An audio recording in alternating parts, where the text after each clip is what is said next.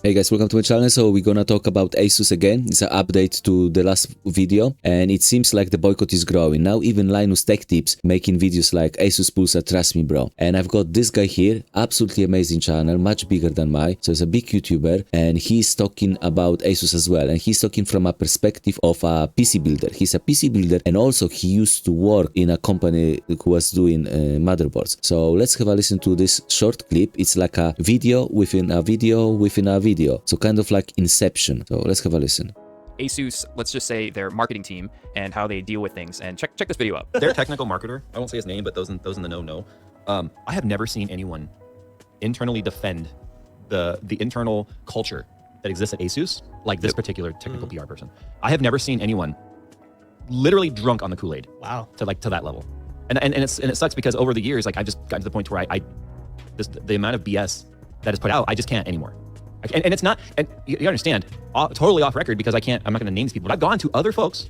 He's not going to name this person, but I have a pretty good idea of who it is because I've had many interactions with this person on the DIY group. And it's pretty frustrating when you have a problem and you're an average consumer, or even like somebody like myself, who I've built hundreds of computers, and I still run into an issue and I'm looking for an answer, and you get some kind of terrible response. It really puts a bad image on Asus as a whole. Both large channels and small channels, and collaborate and be like, so what's your experience with Asus?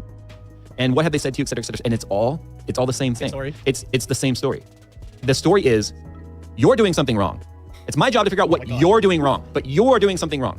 Yep. And here's a 25-page essay as to what you're possibly As doing if we don't know wrong. how to use a computer. So the main reason I included that segment there wasn't So yeah guys, I think that's very interesting, and I've got this professional slide here because I need to have bullet points to know what I'm talking about. That's what professionals do.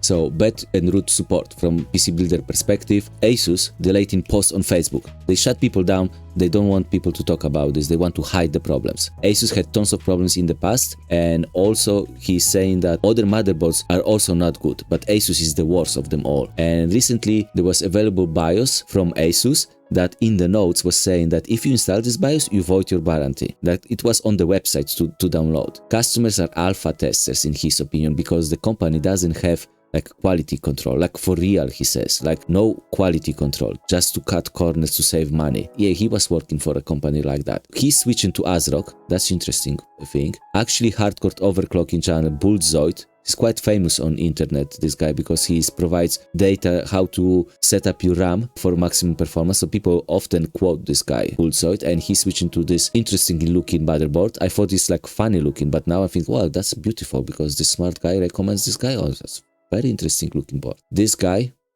level 1 text, this is Intel version of that board, but he has both the orange one and the blue one. And look at this article here. Asus UK Pierre believes it's legal to buy positive reviews. And I think they're probably correct, because I don't think it's illegal to buy reviews. But imagine the arrogance. Publicly say, what's the problem? We just buy reviews. So if they so arrogant already, I just wonder how much of our perception of Asus as a premium brand was just bought and not real, and people just convincing each other because people on internet saying this is amazing company, and maybe it's not so amazing, maybe it's actually the opposite. Let's have a listen to this clip, because I don't have AM5. I'm on older AM4 board, and I have 3950X Ryzen, and this is just few years old video. And let's have a listen what J2Sense have to say. Never been a part of any series launch where the BIOS didn't go through some sort of a maturing process, where some of the stuff, I'm telling you, it's just completely cattywampus. I don't know why I said cattywampus. It's a gray hair thing.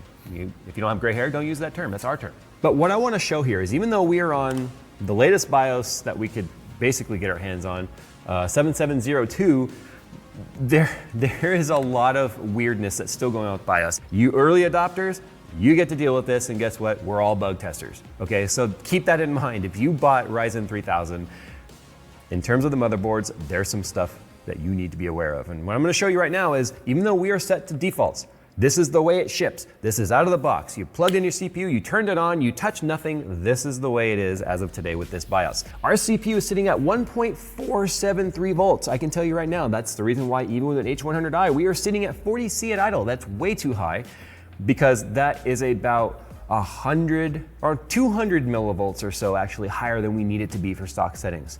There's zero excuse for that. Asus should have never let this fly. They'll probably come back and say all the reasons why this is fine, and I'm telling you, that's, in my opinion, it's not fine. So The reason why it's not fine is we started hitting over temperature shutdown on the CPU because of it. That's not fine. And when that happens with an AIO, there's nothing you can say to excuse that. Same thing with the So yeah guys, I have this board and I have very similar CPU to this one, and I checked mine and it looks like that. On stock settings guys, the core voltage is 1.481. Memory controller voltage is okay, but look, the core voltage peaks at 1.5. Maybe it's okay. Some people online said it's fine, I shouldn't worry, but I don't know, it doesn't look right guys. And I tried to change the settings and I have two problems with that.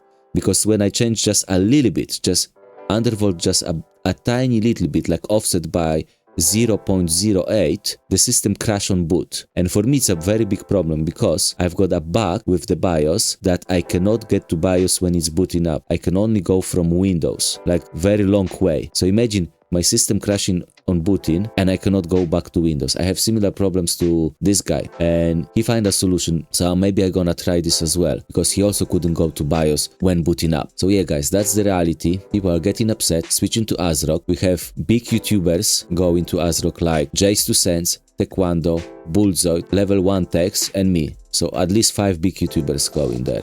And if you wonder why I'm suddenly sound so amazingly, it's because I bought very premium new microphone. It's this one here. Yeah, it doesn't come with the accent, but I think it's quite nice. So yeah, thank you for watching.